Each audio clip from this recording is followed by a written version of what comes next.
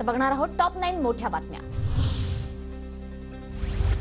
राहुल गांधी रायबरेलीतून निवडणूक लढवणार तर के.एल. शर्मा यांना अमेठीतून उमेदवारी जाहीर। नारायण राणेंच्या प्रचारासाठी केंद्रीय गृहमंत्री अमित शहांची आज रत्नागिरीत सभा तर सांगलीत संजय काका पाटलांच्या प्रचारासाठीही शहांची सभा। रत्नागिरी सिंधुदुर्गचे महाविकास आघाडीचे उमेदवार विनायक राऊतांच्या प्रचारासाठी उद्धव ठाकरे मैदानात, कणकवलीत संध्याकाळी 6 वाजता ठाकरेंची सभा।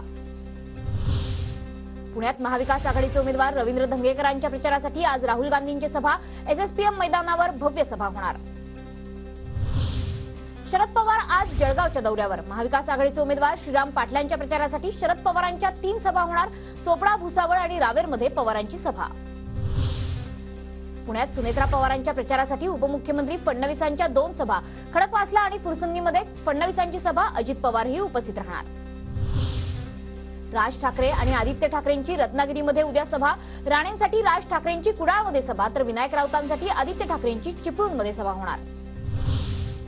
सुप्रिया सुळे आणि सुनेत्रा पवारांना निवडणूक आयोगाच्या नोटिसा, खर्चात तफावत आढळून आल्याने दोघींनाही 2 दिवसात कारणे दाखवा नोटीस। धाराशिवच्या राष्ट्रवादीच्या उमेदवार अर्चना पाटलांना निवडणूक आयोगाची कारणे दाखवा नोटीस, निवडणुकीत पैसे वाटप करत असल्याची ओमराजे निंबाळकरांची तक्रार।